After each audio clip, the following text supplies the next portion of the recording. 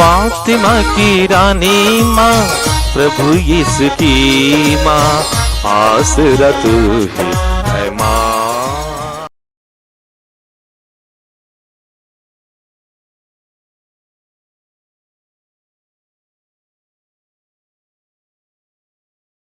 पहला पाठ निर्गमन ग्रंथ अध्याय 19 पद संख्याएं 1 से 2, 9 से 11 और 16 से 20 तक।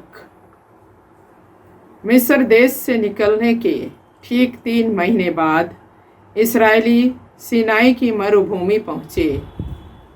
वे रफीदीम से चले थे और उन्होंने सीनाई की मरुभूमि पहुंचकर पहाड़ के सामने ही पड़ाव डाला।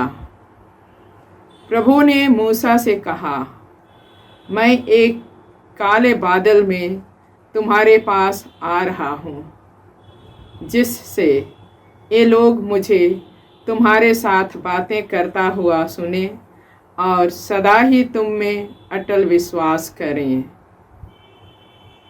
मूसा ने प्रभु को लोगों का उत्तर सुना दिया। प्रभु ने मूसा से कहा, तुम लोगों के पास जाकर आदेश दो कि वे आज और कल अपने को पवित्र करें और अपने वस्त्र धो लें। वे परसों के लिए अपने को तैयार करें, क्योंकि परसों प्रभु सभी लोगों के सामने सिनाई पर्वत पर उतरेगा। तीसरे दिन प्रातःकाल बादल गरजे, बिजली चमकी, पर्वत पर काले बादल छा गए और तुरही का प्रचंड निनाद सुनाई पड़ा। शिविर में सभी लोग कांपने लगे। तब मूसा ईश्वर से भेंट करने के लिए लोगों को शिविर से बाहर ले गए और वे पहाड़ के नीचे खड़े हो गए। सिनाई पर्वत धुएं से ढका हुआ था, क्योंकि ईश्वर अग्नि के रूप में उस पर उतरा था। धुआं भट्ठी के धुएं की तरह ऊपर उठ रहा था और सारा पहाड़ जोर से कांप रहा था। तुरही का निनाद बढ़ता जा रहा था। मूसा बोले और ईश्वर ने उसे मेघ गर्जन में उत्तर दिया। ईश्वर सिनाई पर्वत की चोटी पर उतरा और उसने मूसा को पर्वत की चोटी पर बुलाया। प्रभु की वाणी। ईश्वर को धन्यवाद। भजन अनुवाक्य। तेरी स्तुति निरंतर होती रहे। तेरी स्तुति निरंतर होती रहे। हे प्रभु, हमारे पूर्वजों के ईश्वर, तू धन्य है। अनुवाक्य। तेरी स्तुति निरंतर होती रहे। तेरी स्तुति निरंतर होती रहे। तेरा महिमामय पर्वत नाम धन्य है। अनुवाक्य। तेरी स्तुति निरंतर होती रहे। तेरी स्तुति निरंतर होती रहे। तू अपने महिमामय मंदिर में धन्य है। अनुवाक्य। तेरी स्तुति निरंतर होती रहे। तेरी स्तुति निरंतर होती रहे। तू अपने राज्य सिंहासन पर धन्य है। अनुवाक्य। तेरी स्तुति निरंतर होती रहे। तेरी स्तुति निरंतर होती रहे। तू गहराइयों की थाह लेता है, तू धन्य है। अनुवाक्य। तेरी स्तुति निरंतर होती रहे। तेरी स्तुति निरंतर होती रहे। तू स्वर्ग की ऊंचाइयों पर धन्य है। अनुवाक्य। तेरी स्तुति निरंतर होती रहे। तेरी स्तुति निरंतर होती रहे। जय घोष। हालेलुया। हे पिता, हे स्वर्ग और पृथ्वी के प्रभु, मैं तेरी स्तुति करता हूँ, क्योंकि तूने राज्य के रहस्यों को निरे बच्चों के लिए प्रकट किया है। हालेलुया। प्रभु आप लोगों के साथ हो और आपकी आत्मा के साथ। सदमती के अनुसार पवित्र सुसमाचार। हे प्रभु, तेरी महिमा हो। अध्याय 13 पद संख्याएं 10 से 17 तक। शिष्यों ने आकर यीशु से कहा, आप क्यों लोगों को दृष्टांतों में शिक्षा देते हैं? उन्होंने उत्तर दिया, यह इसलिए है कि स्वर्ग राज्य का भेद जानने का वरदान तुम्हें दिया गया है, उन लोगों को नहीं। क्योंकि जिसके पास कुछ है उसी को और दिया जाएगा और उसके पास बहुत हो जाएगा, लेकिन जिसके पास कुछ नहीं है उससे वह भी ले लिया जाएगा जो उसके पास है। मैं उन्हें दृष्टांतों में शिक्षा देता हूँ क्योंकि वे देखते हुए भी नहीं देखते और सुनते हुए भी ना तो सुनते और न समझते हैं। इसायास की यह भविष्यवाणी उन लोगों पर पूरी उतरती है। तुम सुनते रहोगे परंतु नहीं समझोगे, तुम देखते रहोगे परंतु तुम्हें नहीं दिखेगा, क्योंकि इन लोगों की बुद्धि मारी गई है। ये कानों से सुनना नहीं चाहते, इन्होंने अपनी आंखों को बंद कर लिया है। कहीं ऐसा ना हो कि ये आंखों से देख ले, कानों से सुन ले, बुद्धि से समझ ले, मेरी ओर लौट आए और मैं इन्हें भला चंगा कर दूं। परंतु धन्य है तुम्हारी आंखें क्योंकि वे देखती हैं, और धन्य है तुम्हारे कान क्योंकि वे सुनते हैं। मैं तुम लोगों से कह देता हूँ, तुम जो बातें देख रहे हो उन्हें कितने ही नबी और धर्मात्मा देखना चाहते थे, परंतु उन्होंने उनको देखा नहीं। और तुम जो बातें सुन रहे हो वे उनको सुनना चाहते थे, परंतु उन्होंने उनको सुना नहीं। प्रभु का सुसमाचार।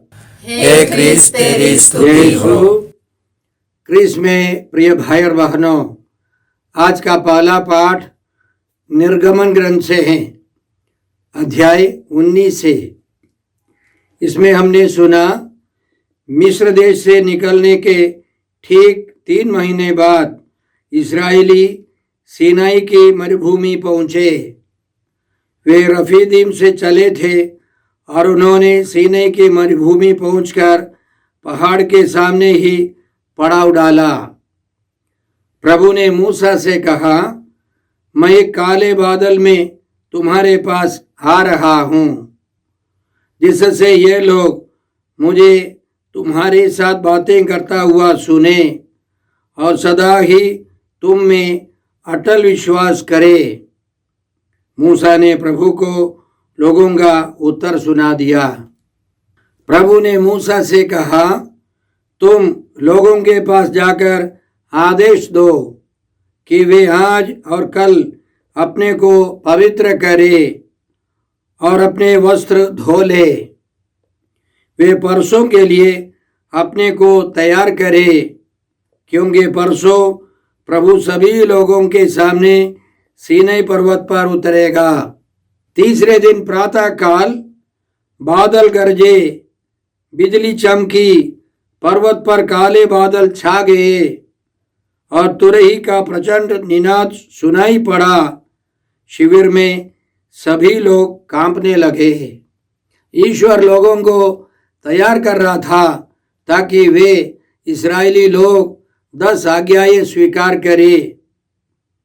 याद रखें, सुसमाचार में, नए व्यवस्थान में प्रभु यीशु क्रूस पर मरे शुक्रवार के दिन, पुण्य शुक्रवार के दिन वे कब्र में रखे गए और तीसरे दिन यीशु जी उठे। संत मार्कुस के सुसमाचार के अंतिम में हम लोग इस प्रकार पढ़ते हैं, यीशु सप्ताह के प्रथम दिन प्रातः जी उठे।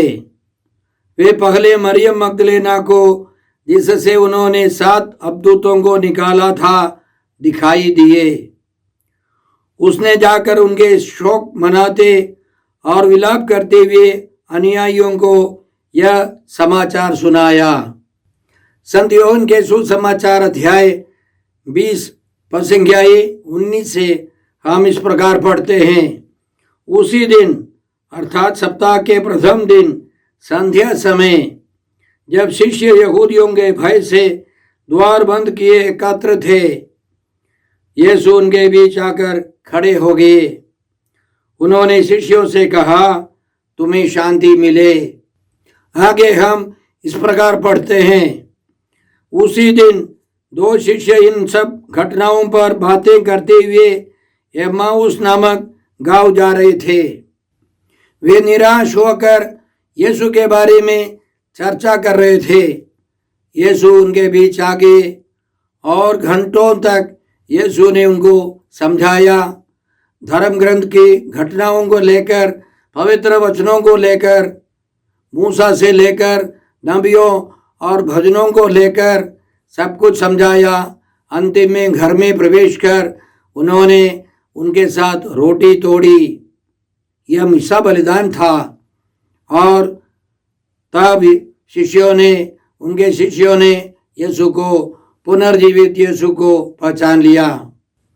आज के पहले पाठ के अंतिम में हमने यह भी सुना, सीनै पर्वत धुएं से ढका हुआ था क्योंकि ईश्वर अग्नि के रूप में उस पर उतरा था। धुआं भट्टी के धुएं की तरह ऊपर उठ रहा था और सारा पहाड़ जोर से कांप रहा था। तुरही का निनाद बढ़ता जा रहा था। मूसा बोले और ईश्वर ने उस मेघ गर्जन में उतर दिया। ईश्वर सीनै पर्वत की चोटी पर उतरा और उसने मूसा को पर्वत की चोटी पर बुलाया। ईश्वर ने मूसा को 10 आज्ञाएं दी। ईश्वर चाहता था कि उनके लोग, इस्राएली लोग उनके नियम कानून के अनुसार जीवन बिताए, एक समुदाय का गठन करे जो आगे चलकर प्रभु यीशु को इस दुनिया में लाने के लिए लायक बने। हम ईश्वर को धन्यवाद देते हैं। और आज के पहले पाठ के अंतिम में यह भी सूचना है कि पुनर्जीवित यीशु अपने आत्मा को भेज देगा। पेंतोकोस्त पर्व के अवसर पर आंधी के रूप में, आग के रूप में माता मरियम के ऊपर और यीशु के शिष्यों के ऊपर उतर आया था। ईश्वर एक नई कलीसिया, विश्वासियों का समुदाय का गठन चाहता है। जो आज हमने सुना पहले पाठ में, यह सब पूरा करने के लिए यीशु आए हैं। यीशु ने हम सबों को पवित्र आत्मा से भर दिया है। 10 आज्ञाओं की पूर्ति वास्तव में पवित्र आत्मा का आगमन है। पवित्र आत्मा हमको सब कुछ नया बना देता है। पवित्र आत्मा की प्रेरणा से ही हम 10 आज्ञाओं का पालन कर सकते हैं। तो इसलिए हम प्रभु को धन्यवाद देते हैं इस महान योजना के लिए, मानव मुक्ति के लिए। पिता ईश्वर ने हमारे लिए जो कुछ किया है, उन सबों के लिए हम धन्यवाद देते हैं और प्रार्थना करते हैं कि हम उनकी आज्ञाओं के अनुसार, उनकी इच्छाओं के अनुसार जीवन बिता सके। आज के सुसमाचार में हमने सुना कि यीशु के शिष्यों ने उनसे पूछा, अब क्यों लोगों को दृष्टांतों में समझाते हैं? तो यीशु ने उनको समझाया, यह इसलिए है कि स्वर्ग राज्य का भेद जानने का वरदान तुम्हें दिया गया है, उन लोगों को नहीं। क्यों? क्योंकि यीशु के शिष्य लोग यीशु की बात सुनकर, मानकर उनके पीछे हो लिए थे।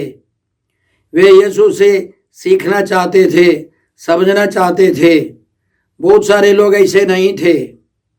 उदाहरण के लिए संत मार्कुस के सुसमाचार अध्याय 10 में हम एक धनी युवक को पाते हैं। अनंत जीवन प्राप्त करने के लिए बड़े उत्साह के साथ वो आया था, लेकिन जब यीशु ने उससे कहा तुम अपनी सारी संपत्ति बेचकर गरीबों को दे दो, तब आकर मेरा अनुसरण करो। तो वह तैयार नहीं था, वह बहुत दुखी होकर चला गया। लेकिन पेतरुस, योहन, अंद्रयस, याकूब सब ऐसे नहीं थे। उन्होंने तुरंत यीशु का अनुसरण किया था। वे ईश्वर की खोज में थे, ईश्वर के राज्य की खोज में थे। इसलिए यीशु कहते हैं, दृष्टांतों में मैं समझाता हूँ और तुम लोगों को मैं समझा सकता हूँ। दृष्टांतों का भेद, ईश्वर के राज्य का रहस्य सबके सब नहीं समझ सकते हैं। प्रभु यीशु यह भी जोड़ देते हैं, जिसके पास कुछ है उसी को और दिया जाएगा और उसके पास बहुत हो जाएगा। लेकिन जिसके पास कुछ नहीं है उससे वह भी ले लिया जाएगा जो उसके पास है। हर एक व्यक्ति इस दुनिया में आता है ईश्वर से कुछ कृपाएं लेकर, कुछ मूल धन लेकर के हम सब आते हैं, लेकिन उसका प्रयोग करके और कृपाओं को बढ़ाना है, हमें सहयोग देना है। तो इसलिए जो सहयोग देते हैं उनको और कृपाएं मिल जाएंगी। इसलिए प्रभु यीशु ने संत मत्ती के सुसमाचार में जो दिए गए 5 प्रवचनों में पहले प्रवचन में अध्याय 7 पद संख्या 7 से इस प्रकार वादा किया है, मांगो और तुम्हें दिया जाएगा, ढूंढो और तुम्हें मिल जाएगा, खटखटाओ और तुम्हारे लिए खोला जाएगा। क्योंकि जो मांगता है उसे दिया जाता है, जो ढूंढता है उसे मिल जाता है और जो खटखटाता है उसके लिए खोला जाता है। हमें मांगना है। और अंतिम में यीशु कहते हैं, बुरे होने पर भी यदि तुम लोग अपने बच्चों को सहज ही अच्छी चीज़ें देते हो तो तुम्हारा स्वर्गीय पिता मांगने वालों को अच्छी चीज़ें क्यों नहीं देगा? जरूर देगा। संत लूकास जोड़ते हैं, पवित्र आत्मा क्यों नहीं देगा? हमें मांगना है, हमें खोजना है, हमें ढूंढना है। संत योहन के सुसमाचार अध्याय 7 पद संख्या 37 से हम लोग इस प्रकार पढ़ते हैं, पर्व के अंतिम और मुख्य दिन यीशु उठ खड़े हुए और उन्होंने पुकार कर कहा, यदि कोई प्यासा हो तो वह मेरे पास आए। जो मुझ में विश्वास करता है वो अपनी प्यास बुझाए। जैसा कि धर्म ग्रंथ में लिखा है, उसके अंतस्थल से संजीवन जल की नदियां बह निकलेंगी। यीशु इसके लिए आए हैं, हमको बुलाने के लिए, एक कलीसिया के गठन के लिए, आराधना समुदाय बनाने के लिए यीशु आए हैं, जिसमें हायरार्की है, श्रेणीबद्ध व्यवस्था है। यह गणतंत्र नहीं है, प्रजातंत्र नहीं है, डेमोक्रेसी नहीं है, हायरार्की है, श्रेणीबद्ध है। पिता ईश्वर, प्रभु यीशु और पवित्र आत्मा कलीसिया की स्थापना करते हैं, जिसमें संत पापा सबसे ऊंचे स्थान पर है और उनके नीचे कार्डिनल गण है, बिशप स्वामी है, पुरोहित है, धर्म संघी है, लोक धर्मी है। उसी तरह एक परिवार में भी श्रेणीबद्ध व्यवस्था है। उस परिवार में पिता है, माँ है, बच्चे हैं। किसी संस्था में भी इसी तरह एक संचालक है और उनके अधीन कई लोग रहते हैं। वहाँ तालमेल होना है, आज्ञा पालन होना है, वहाँ भाईचारा होना है। ईश्वर यह श्रेणीबद्ध संगठन चाहता है।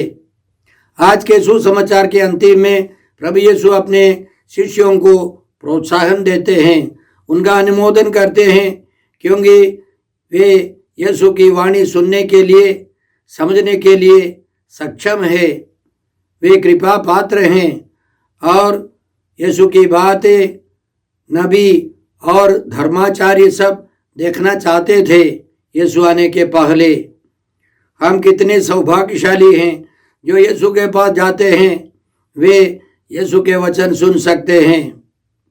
कलीसिया से जुड़कर आज्ञा पालन करते हुए यीशु की जो खोज में है, उन सबों को यह वरदान है। प्रभु ने हमको अधिकारीगण दिए हैं। प्रभु का अधिकार उनके द्वारा हमको मिलता है। साथ साथ हमें पवित्र वचन बाइबल मिली है, ईश्वर का वचन मिला है, और सातों संस्कारों के द्वारा हम प्रभु से एक हो सकते हैं। कितने सौभाग्यशाली है जो यीशु से जुड़े रहकर, कलीसिया से जुड़े रहकर जीवन बिताते हैं। प्रभु यीशु को हम धन्यवाद देते हैं इस प्रावधान के लिए, और हम प्रयास करें संसार भर के सभी लोग प्रभु यीशु के पास आए, इस श्रेणीबद्ध संगठन में जुट जाए। हे अब्बा पिता, हे प्रभु यीशु, हे पवित्र आत्मा ईश्वर, आज के सारे पवित्र वचनों के लिए हम तुझे धन्यवाद देते हैं और प्रार्थना करते हैं कि हम सब प्रभु यीशु की खोज में, त्रिएक ईश्वर की खोज में लगे रहें। जैसे स्तोत्रकार ने कहा, ईश्वर तू ही मेरा ईश्वर है, मैं तुझे ढूंढता रहता हूँ, मेरी आत्मा तेरे लिए प्यासी है, मैं तेरे दर्शनों के लिए तरसता हूँ। हे पिता ईश्वर, हमारी यह प्रार्थना सुन ले प्रभु क्रिस्त के द्वारा। हमारे प्रभु यीशु क्रिस्त की कृपा, ईश्वर का प्रेम और पवित्र आत्मा का साहचर्य आप सबों को प्राप्त हो। आमीन।